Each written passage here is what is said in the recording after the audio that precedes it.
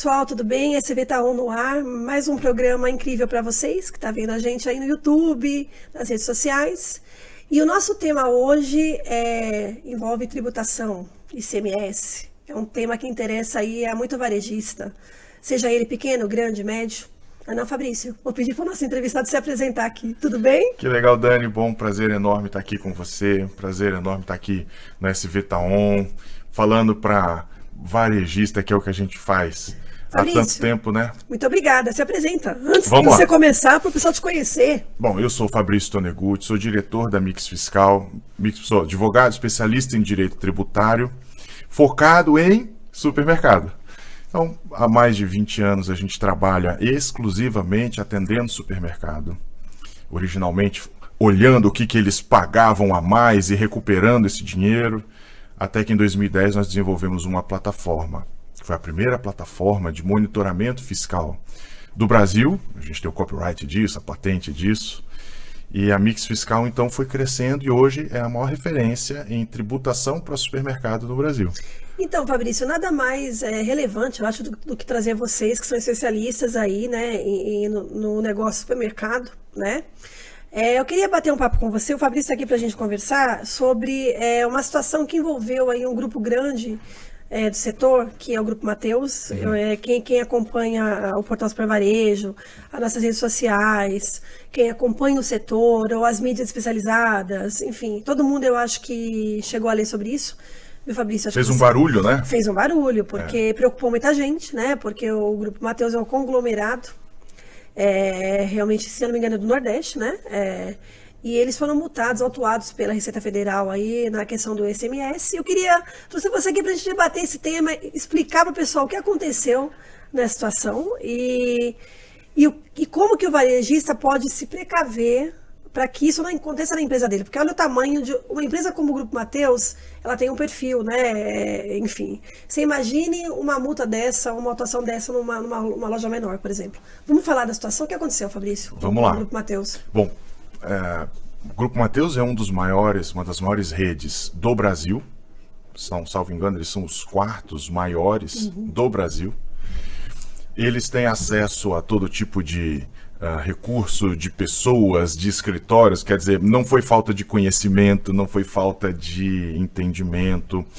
O que aconteceu é que o Grupo Mateus, ele foi surpreendido com uma autuação da Receita Federal de mais de R$1 bilhão. Assim, a gente arredonda o resto, mas é 1 bilhão e 59 milhões. Se fosse só os 59 milhões, já era muito, né? Nossa, 1 bilhão e 59 milhões. 1 bilhão e 59 milhões. Eu achei que era 1 bilhão, eu não tinha atentado aos 59 milhões. A gente despreza, mas só depois da vírgula já é muita coisa, Nossa, né? Então, foi uma autuação bilionária. Isso tinha acontecido no varejo brasileiro? Gigantesca, nesse volume não, né? Não, né? Com essa repercussão, não. E do jeito que as notícias elas começam a aparecer, sempre a Receita Federal ela quer dar uma conotação assim de nossa, a gente pegou alguém fazendo uma coisa muito errada, é como se fosse uma fraude, e não foi nada disso. O Grupo Mateus, ele usou uma lei que existe, funciona, tá tudo certo, e dizia o seguinte, olha, se você tiver algum benefício fiscal que faz com que você reduza a sua apuração de imposto, ainda que seja o imposto do ICMS, que é o imposto estadual, você pode se beneficiar disso para diminuir o seu imposto de renda e contribuição social. Da empresa, do grupo, né? A lógica é mais ou menos essa, olha. Imagina que, pela regra, a alíquota básica de ICMS é 20%. Vamos usar números fáceis da gente ver. Imagina que é 20%. Então, de tudo que eu vendo, eu deveria pagar 20%. No entanto, o governo dos estados criam exceções e benefícios, incentivos, eles reduzem isso. De repente ele fala, não, para esse produto você não vai pagar nada. Bom, quando ele não paga nada, ele está dando um benefício fiscal. Se eu pagasse, eu teria 20% a menos no meu resultado. Isso seria uma despesa quando eu faço a minha apuração do lucro real. Então, aqueles 20% que eu pagaria diminuiria o meu lucro. Como eu não vou pagar, não diminui meu lucro. Sim.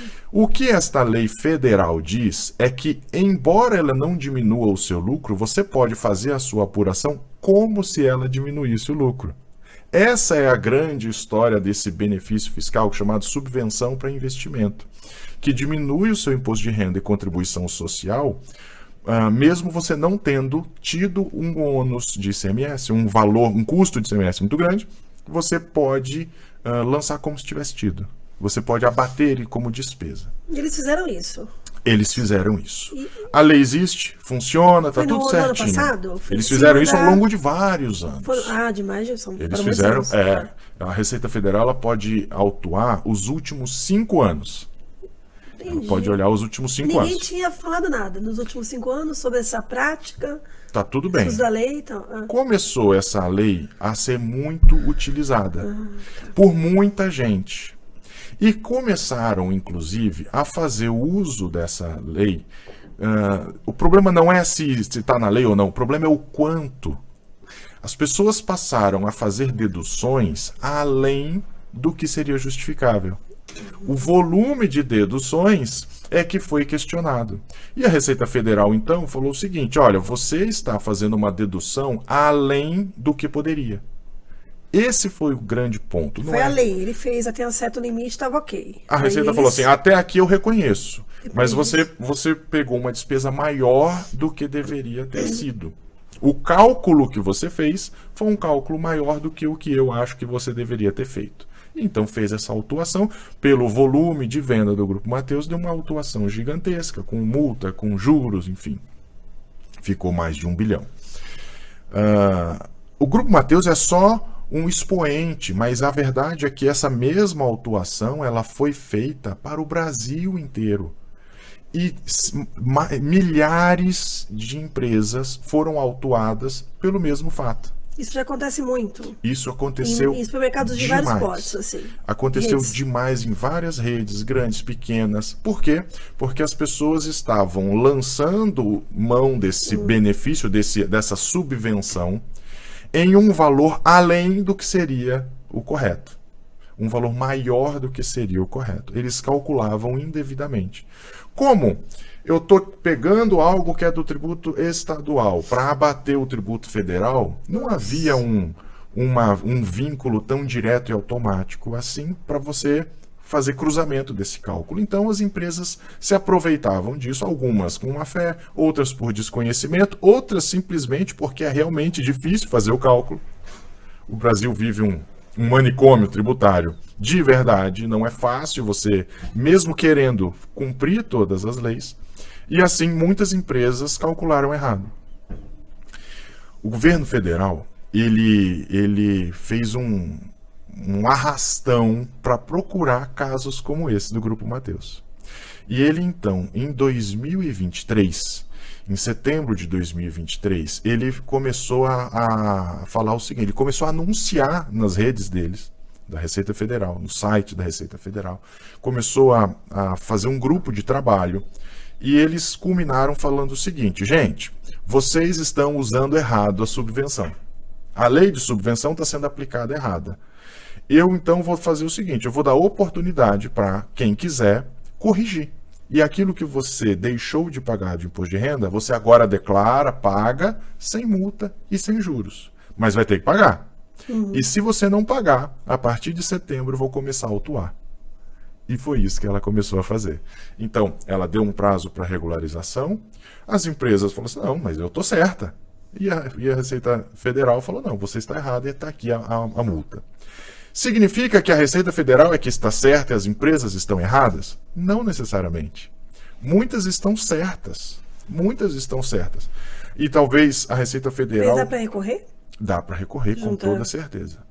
Essa história do Grupo Mateus... Isso que eu ia perguntar. Não acaba por aqui, com toda certeza. Eles não pagaram ainda. Não, isso vai ser discutido. Todo um processo aí. Todo um processo. Eles estão recorrendo, voltando com a Receita.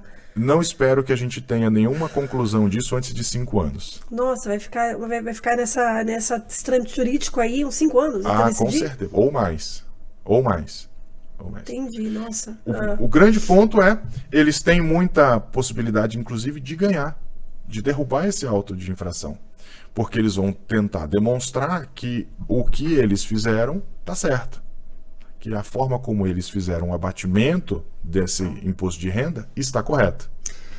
Nossa, Fabrício, eu imagino assim, você falou que isso acontece muito, eles não é a primeira empresa que passa por isso, que é o Grupo Mateus, né, o orçamento, enfim, faturamento, o tamanho do grupo, né? Pelo tamanho ficou um caso, né, nacionalmente conhecido. Então, assim, você lembra, temos outros cases com certeza, né, então você falou que isso vai ser revisto, essa lei? Esta lei foi revista. Já foi. Ela Agora foi que você revista. explicou, foi revista.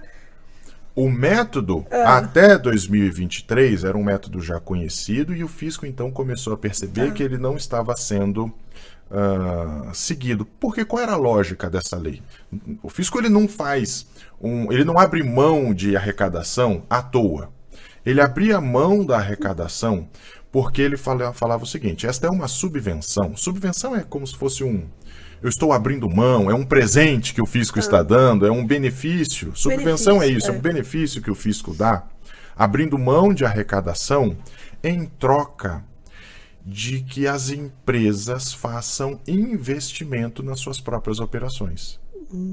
Então, aquele valor de imposto de renda e contribuição social que a empresa não vai pagar porque está se beneficiando desta subvenção, deve ser utilizado para constituir uma reserva para investimento. Então eu vou ampliar minhas lojas, eu vou comprar equipamento, Por quê? Porque se eu faço com que as empresas invistam mais, elas vão crescer. Se crescerem, vão faturar mais, pagar mais imposto, contratar mais gente, distribuir renda. Então, o grande interesse do governo era de estimular o investimento nas empresas, fazer com que essas empresas crescessem. Mas isso acontece? Houve um grande descontrole. As empresas, então, faziam o abatimento do ponto de vista fiscal, mas não usavam o recurso economizado para fazer a expansão das suas operações, ou pelo menos não conseguiam contabilizar ou não sabiam contabilizar corretamente aquela reserva para investimento. Entendi. Então o que aconteceu? O fisco, a partir de 2024, de janeiro de 2024 para frente, ele falou o seguinte: vamos mudar a regra. Porque até aqui as empresas poderiam lançar esses incentivos de ICMS como uma despesa, abateria do imposto de renda, e cabia à empresa simplesmente, ela era responsável como se fosse assim: você é adulto o suficiente para contabilizar isso do jeito certo e fazer o uso desse recurso do jeito certo, e eu vou te fiscalizar caso isso não aconteça. Ele olhou e falou o seguinte: quer saber? Não dá certo. Vamos mudar essa regra? Daqui para frente, você vai me apresentar o projeto de expansão. Aí eu vou aprovar o projeto de expansão. Aí você pode usar o benefício. Então hoje é assim que funciona. A partir de 2024, ficou assim. Então primeiro precisa aprovar o projeto de expansão, o projeto de investimento. Se ele for aprovado, aí então você pode começar a fazer a constituição desse aproveitamento. Agora, Fabrício, vamos trazer para a prática aí, tá? Para quem está vendo a gente aí, para quem, né, tá envolvido com o assunto dentro das empresas, como as empresas devem proceder. Principalmente, acho que as grandes talvez saibam um pouco mais, as médias, os pequenos supermercados, os médios. Como não cair nessa cilada? Quais são os cuidados? O que tem que investir em termos de tecnologia? Como é que a tecnologia pode ajudar nesse controle? Até que ponto ela pode fazer realmente, pode usar essa... agora já mudou essa questão. Como não cair nessa armadilha? Entendeu? A verdade é que é muito desafiador para os varejistas conseguir cumprir toda a legislação tributária e fiscal. Porque, imagina... Só de produto, eles têm lá 30, 40 mil SKUs diferentes, e essa legislação tributária vai mudando, enfim. Estadual, né? Estadual, Federal, muda direto. Então, quantificar qual é o tamanho desse benefício já é um desafio pela própria mudança da... A gente brinca assim, tudo muda o tempo inteiro. Nossa. No Brasil, desde a Constituição de 88 até aqui, a gente tem uma média de 55 regras tributárias novas a cada dia útil. Cada dia? Útil. Então você imagina Meu que Deus. ontem, se o varejista não pesquisou as 55 de ontem, ele está atrasado. E de anteontem, está com tarefa... Essas dever de 55, casa elas mudam, né? O que você quer dizer? São regras novas tributárias todos os Mas dias. regras, que são regras Regra. tidas. Olha, às vezes ele vai tomar uma decisão de mudar um NCM. Às vezes ele vai tomar uma decisão, uma solução que vai tributar diferente, uma interpretação que ele faz diferente para um determinado produto. Às vezes produtos que são incluídos não existiam antes. Por exemplo, sanitizante, né? Aquele sabão em pó era sabão em pó. Agora não, tem sabão em pó e tem o sabão em pó sanitizante. Bom, o sanitizante não é tributado igual ao sabão em pó, ele vai ter diferenças, o NCM vai ser diferente. Então, as coisas vão... A vida é dinâmica, o mix de produto é vivo num supermercado. Então, isso é refletido na tributação. Mas a indústria, que é aquela questão, tá? Até que ponto a indústria... Ela traz categorias aí, né? Que você falou, a gente tem um leite, sei lá, integral, aí hoje tem o saborizado, aí você vai mudando, né? A indústria ela já tem esse papel também de já ver essa questão do tributo, né? Onde ela vai incluir a categoria, isso? Como é que funciona? Ela faz o papel dela. Tá, ela faz a pesquisa e com os elementos que ela tem na mão, ela vai fazer o melhor que ela pode. Para tributar o produto. Eu vou encaixar esse meu produto aqui nessa categoria. Ela tem que encaixar, né? De qualquer maneira. Significa que ela está certa? Não necessariamente. Quem vai dizer isso? O fisco. Ah, tá, para ela. Então, por exemplo, tem um códigozinho que as empresas precisam preencher, que é o NCM. NCM, Nomenclatura Comum do Mercosul. Basicamente é um código que diz assim, que produto é esse? Que produto é esse? Esse código vai dizer para o fisco, toda comunicação é baseada em códigos, né? Pode ser língua portuguesa, pode ser codificação de computador, pode ser simplesmente um código para dizer que produto é esse e é o que o fisco usa. Esse NCM, ele diz lá, eu vou encaixar o meu produto neste NCM. Quem vai julgar se ele está certo ou não é a Receita Federal. Nem é o estadual, é a federal. Vai dizer, esse NCM é aplicável ou não. Nesse caso, o NCM melhor seria esse outro. Agora, o fisco estadual, os fiscos estaduais nos estados todos, eles criam uma correlação. Se é este NCM, então eu vou tributar desse jeito. Se é este NCM, então eu vou tributar daquele outro jeito. 18, 20, 22, com redução de base, com isenção. E isso vai mudando. Vai mudando. Então, todo dia tem mudança. A gente acompanha a legislação todos os estados do Brasil, atende mais de 4.000 lojas. Como não cair nessa armadilha? Como não cair? Agora é a chave aí, ó, o segredo do sucesso. Você precisa ter automação. De qualquer maneira, não tem jeito. Você imagina não ter automação? Não, dá para não ter? Dá, você vai montar um batalhão de pessoas na sua empresa, você vai fazer com que eles fiquem pesquisando todas essas 55 regras novas, em média, por dia útil. Vai gastar um dinheirão. Não só vai precisar interpretar essas regras, mas descobrir quais são os produtos da sua base que serão afetados por essas mudanças. Ainda tem essa. Nem todos, né? Mudou a regra do leite. Tá bom, mas quais leites? Quais SKUs vão ser afetados? Mas se o leite foi produzido no estado, ele tributa de um jeito. Se ele foi produzido... Se a vaca for mineira, é de um jeito. Se a vaca for capixaba, é de outro. Acredita que tem esse tipo de Eu acredito. nuance? Eu acredito. É absurdo, é absurdo. Então, você quer ser eficiente? Precisa automatizar. Tá. Precisa de uma solução que automatize isso. Depois, não adianta fechar o olho e apertar o botão para corrigir o seu cadastro e achar que isso vai te cobrir de tudo. Não vai. Sabe por quê?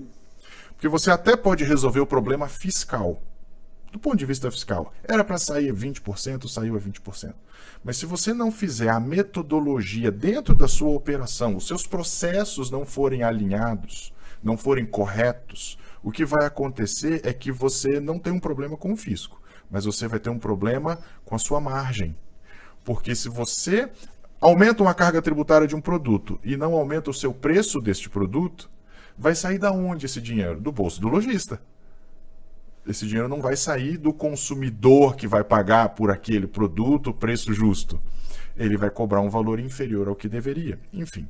Então existem metodologias, tem um processo que precisa ser seguido pelas empresas para garantir que não só ele fique correto do ponto de vista tributário, mas que ele fique competitivo. Isso é diariamente, né? Isso um trabalho diário. Todo santo dia. Dia sim, dia também. Ele vai precisar fazer Quem isso. cuida desse sistema dentro da empresa tem que ser alguém de que área? Tem que ser da área tributária?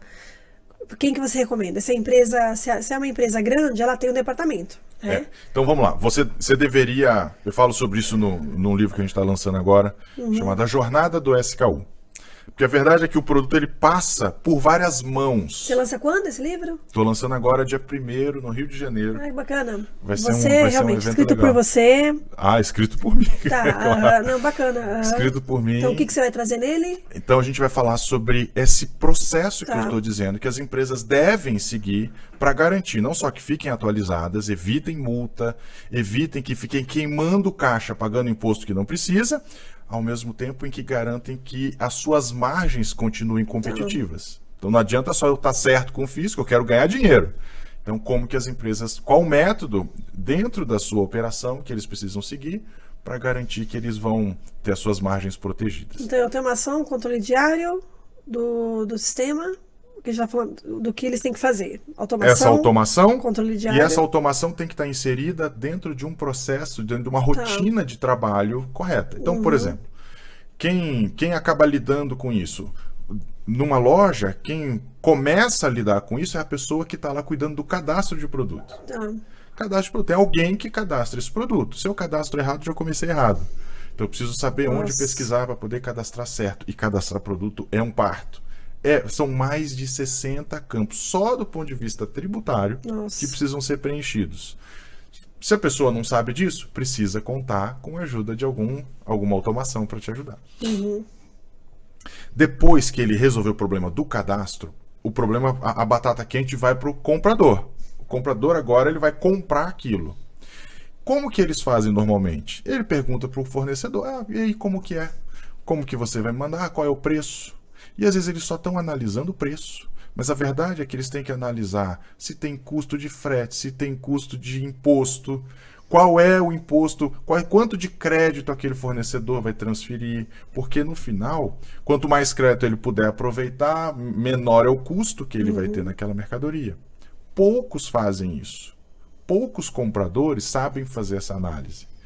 A verdade é que ainda a gente tem... É só comprar, né? Só compram... A gente tem uma política... Claro, nas maiores redes a gente já tem um profissionalismo muito maior, uma mentalidade mais profissional.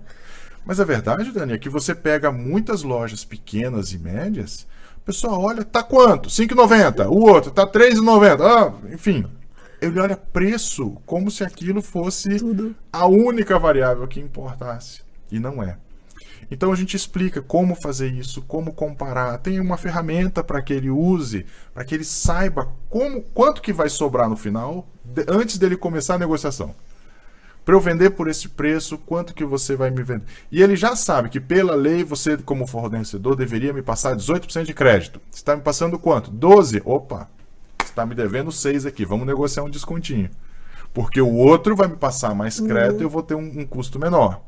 Então você já sabe, você tem argumentos de negociação que não são só, não, tá caro, melhora aí para mim. Não, você tem que ter um porquê, você tem que ter argumentos. Então, ter essa ferramenta te ajuda demais a ter esses argumentos de negociação. Tecnologia, né? Tem eu acho que a automação tributária, olha, para você que não investiu na sua loja ainda ou tem dúvidas, né? Sobre que tipo de investimento fazer nessa área, enfim, não tem volta. Não tem volta. Eu acho que o prejuízo que você vai ter por não fazer, por não ter essa automação aí, ele vai ser, né? Quer dizer, ele é muito maior do que se você realmente investir nisso e ficar bem amparado, né? O caro é não ter. O cara é não ter, né? Hoje em dia, e ler, né? Aquilo que você falou, e acompanhar isso diariamente, alinhar os processos, tudo. O Grupo Mateus que o diga, né? O cara é não ter. E você acredita, Fabrício, analisando essa lei, que essa mudança na lei, ela vai evitar essas situações? Ela vai proteger as empresas um pouco mais sobre essa questão de, você vai me trazer um plano de investimento, é aqui que eu vou investir esse dinheiro, então eu te dou esse benefício. Você acha que vai ajudar, vai evitar esse tipo de situação? Bom, são dois os problemas. Para o fisco, são dois os problemas. O primeiro problema é você usa um benefício que você deveria investir no seu crescimento e você não estava investindo. Esse é o primeiro problema. A mudança da legislação realmente corrige este problema. Deixa claro, né? Deixa claro. Tá. Este vai ser o projeto, eu vou investir nele. Quanto a isso, resolveria. Tá. Sabe o que ele não resolve? A apuração do valor que ele poderia abater. Porque isso, o fisco continua sem controle. Isso continua dependendo de tecnologia, continua dependendo que uma plataforma calcule isso adequadamente para você. Então, o valor deduzido de imposto de renda continua sem proteção. Mas nem teria como ter mesmo.